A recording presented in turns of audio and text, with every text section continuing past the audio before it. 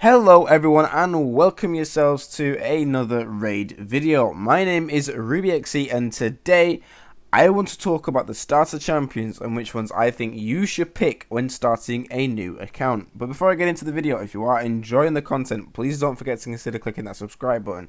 I am closing in on 100 subscribers, which I never thought I'd ever reach, and I can't thank you guys enough for all the support. So if you are enjoying the content, give that subscribe button a click. And I appreciate every single one of you. Now, let's get into the video. The starter champions, everyone gets them. There is 4, and I want to go through every single one of them today. We have, very simply, we've got Elhain. Where is she? Elhain from the High Elves. We have Aethel from Sacred Order. We have, if I can find him, we have Gaelic from the Orcs and from the Dark Elves faction. We have Kale or Kyle, whichever way you wish to pronounce it. Everyone gets them, as I said. We all get them. No, you don't get any different. You don't get Steel Bowyer as a starter champion.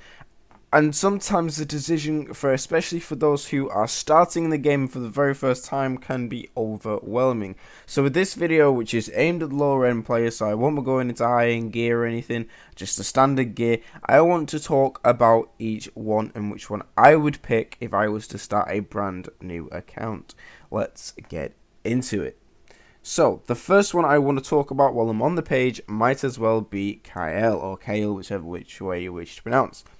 He is a very good champion. He has poisoners coming out of him. He's got damage. As you can see there, look, has an 80% chance of placing a 2.5% poison debuff for 2 turns. He also has an AoE hit, which boosts his champion for each enemy kill. So if you can get his damage up, you're just smacking your enemies, that's it. You're going again. It's as simple as that. Very good for things like Arena.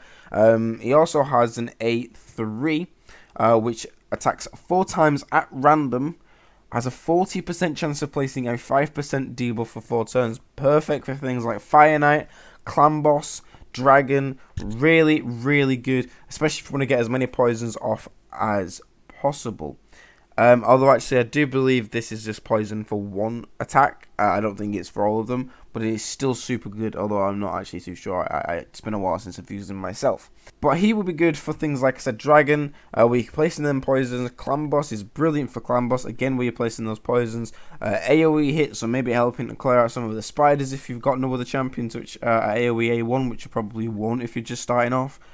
So I think overall he's good everywhere. I don't really think there's anywhere that I would say not use him at the early stage, because obviously he's your starter champion. And I will always say your starter champion should always be your first priority. Get that champion to 6 stars, level 60, get him as high as possible, and you will start flying through early game content just with 1 champion.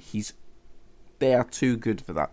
How would I gear Kyle? Well, if I was to gear him as a starter player, I would absolutely gear his accuracy up. His accuracy needs to go up.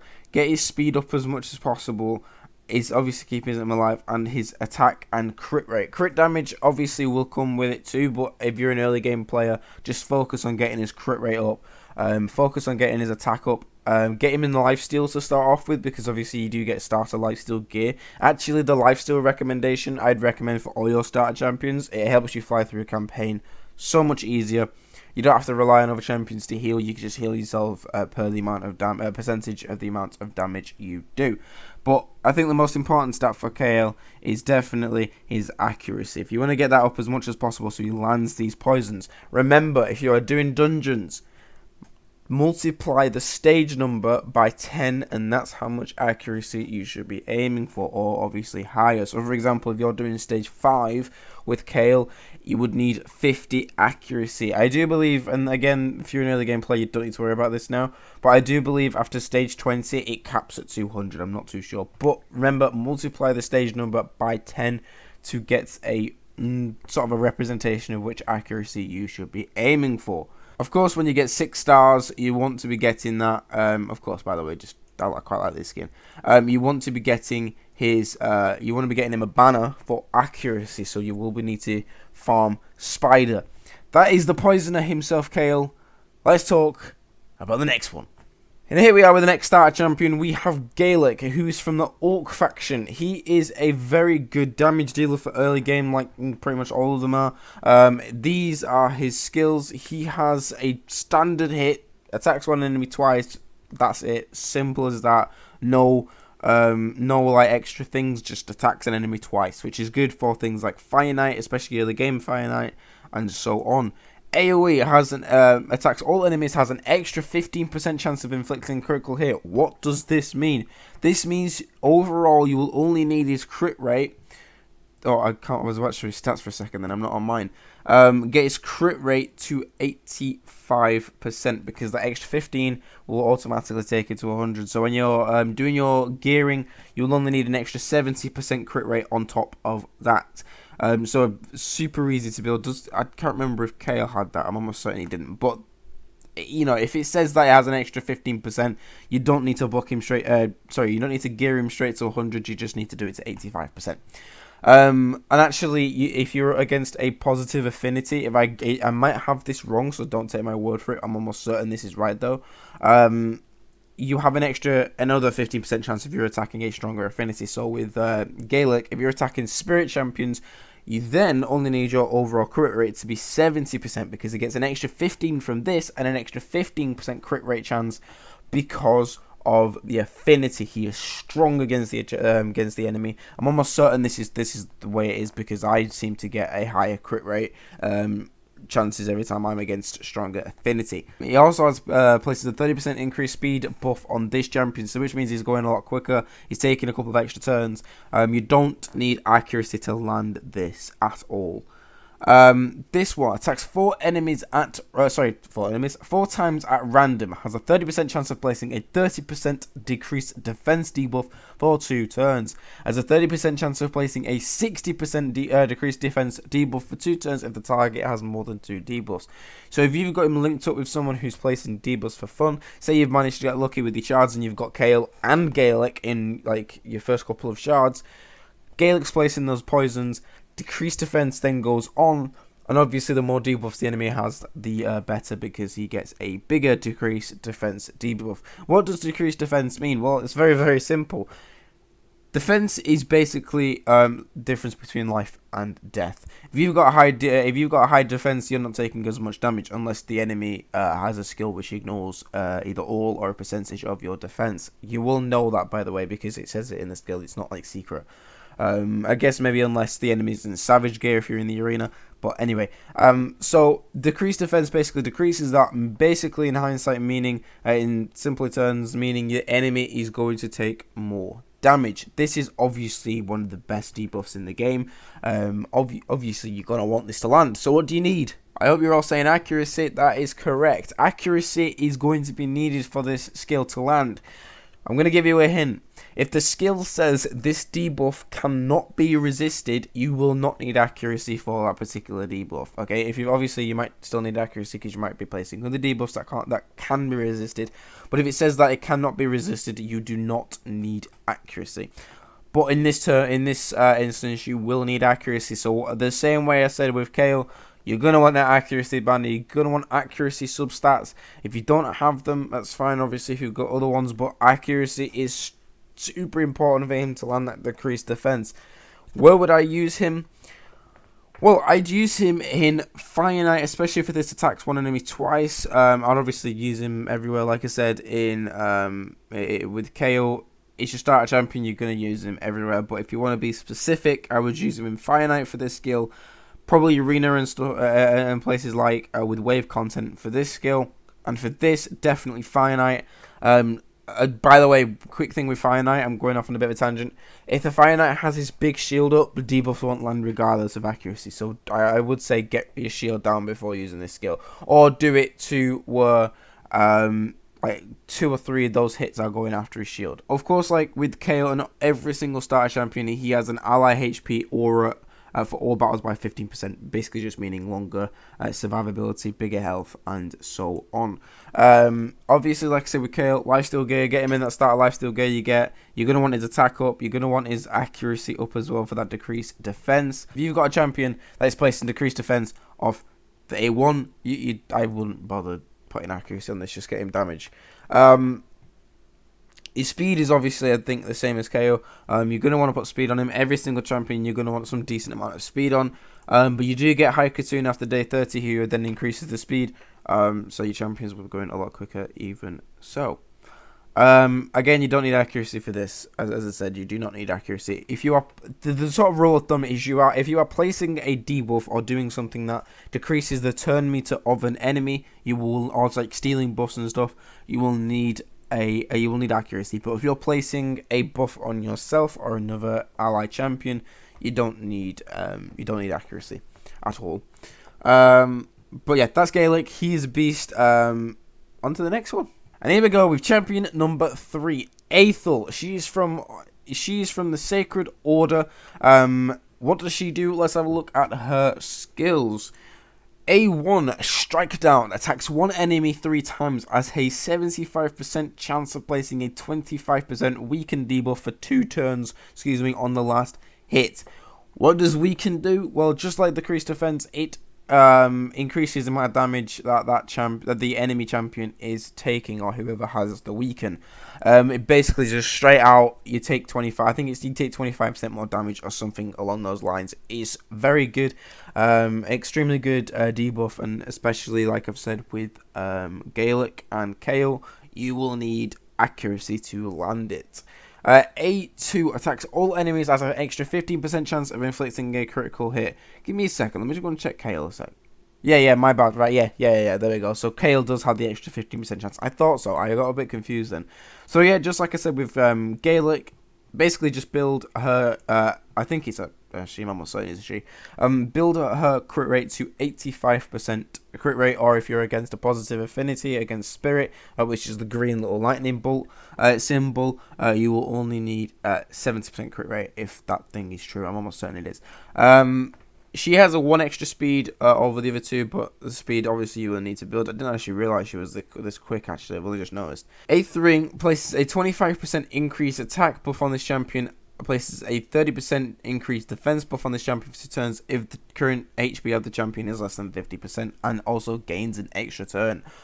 Basically means that once she's placed that, she gets to go again. Really, really good skill. Obviously, if you want a bucket, just like I said with the whole getting the champions to 60, you're going to want to book them as well, and you will get enough rare books, rare tomes, to book your champions up in the first couple of days. Do not, under any circumstances, use epic or legendary books, purple or goldy red books on a rare champion. It is a complete waste of resources and will likely set you back, especially when you get your first legendary. If you've used your legendary books on a rare, you've set yourself back a bit. So always use the right book for the right rarity. What do you need in terms of gearing? As I said with the other 2, lifesteal. You also will need accuracy to land this. Again, just times the dungeon stage by 10. Or if you're fighting clan boss, which of course, because she places weaken, I'd use her in clan boss for the early game. I can't remember the exact numbers. In fact, actually, I'll find a screenshot of the stats you need for each clan boss difficulty, and I'll post them right now. There you go. I can't remember the numbers off the top of my head, but you should be looking at a screenshot if I've remembered to edit it in. That's sort of the area. Obviously, if you're early game, you're going to be fighting easy, normal, or maybe even hard, but I doubt you're going to be going much further until you get into the mid game. But in terms of easy, you definitely want that weaken to land. Of course, given that she's your starter champion, if you pick her, you definitely need to use her everywhere. Obviously, given that she's got an increased attack, that'll go up by 25% automatically once you place this. Really, really good skill, of course, or good for early game because you're getting a bit of extra damage out. So, attack, you're going to want that up because she's an attack type champion. Attack type champion. You're going to want her accuracy up a bit for the weekend and get her crit rate up. Get her crit rate up, get crit rate gloves. It's easier to build. And then if you're lucky enough to get a crit damage, I say if you're lucky enough, if you manage to get a crit damage amulet, which is the middle accessory, put that on. But yeah, crit rate, accuracy, attack, and of course you're going to want her defense up a bit and her HP. On to the final champion. And here we are, last but not least, we have my starter champion, Elhain. She is a very good champion, just like the rest of them. She does inflict a lot of damage. She's from the High Elves faction, and these are her skills. So we've got attacks one enemy, places an extra hit if this attack is critical, meaning if you've got very high critical rate, you're aiming for about 90 to 100% crit rate.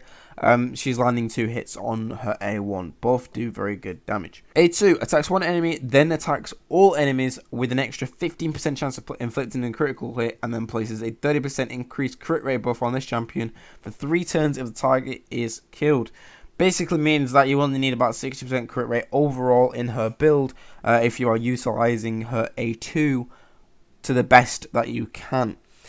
Which means, very simply put, she is super easy to build for damage. She is very good for damage. Obviously, you're going to want her attack up, a crit rate up to about 50%, which means you can also put a bit of crit damage into her.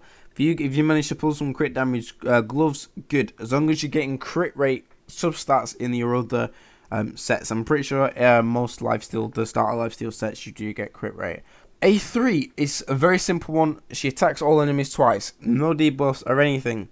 She doesn't need any accuracy, which means she is even easier to build because she doesn't need a high crit rate and does not need a single point of accuracy. It does absolutely nothing to her. She's not placing debuffs. Doesn't matter. She does not need accuracy. How would I gear her? Crit rate, 60% crit rate roughly, or 60 to 80% crit rate because you get the extra 15% anyway.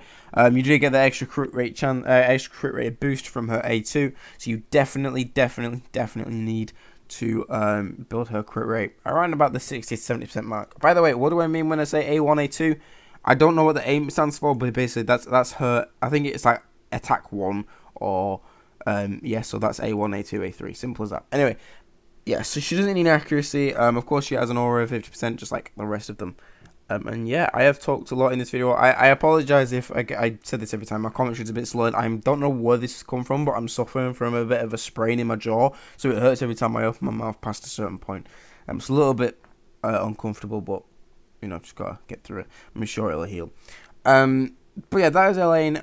My personal preference then, who do I prefer to choose as my starter champion? Well, for me, it's between two. I'm torn between Kayle and Elhaine. I think in terms of utility for things like Clan Boss, I'm going to go with Kayle, even though my personal preference, because of the damage aspect, is Elhaine. But I absolutely recommend choose Kayle or Elhaine. Aether and Gaelic are good, but in terms of actual like utility, excuse me, your voice break again. Utility, Elhaine and Kayle are definitely the best out of the two. But there we go. My overall answer is choose Kayle. He absolutely is really good for things like Clan Boss, Dragon, maybe even Spider. Your campaign, of course, they're all going to be your campaign farmers. But yes, Kayle. Choose Kayle as your starter champion, in my opinion. Of course, it is your choice. I'm hoping this video has given you guys a clear idea on who to choose if you are starting a new account. And speaking of new accounts, I am thinking of doing a free-to-play, but that might come with a few problems. I might not be able to record them every single day, or at least I might be able to record not all of them with commentary, so I might have to narrate over them. There won't be a daily video. There'll be one free-to-play video every couple of days, but I will still sort of try and upload, or actually record every single day. So you guys are still getting a day-to-day sort of update. I mean, I guess I can upload them every day, but put text on instead of commentary. I'll have to play around with that. But yeah, so I'm thinking of doing a free-to-play. Don't know when it'll start, but yeah. Well, that's a quick update. I hope you guys have found this video informative. I hope I haven't bored you all half to death. I have that effect on people. But thank you very much for watching. You have got this far. But as I said at the start, if you're enjoying the content, please don't forget to consider clicking that subscribe button. It absolutely means a lot. Comment down below. Who did you choose as your first starter champion? I want to know. I want that information. Thank you very much for watching. You guys are absolute legends. Until the next video, have a very, very good day, whatever day this gets uploaded on, probably a Sunday, I'm not too sure, or a Friday. Have a good day. Thank you very much for watching. Until the next video, I will see you guys later. Bye bye.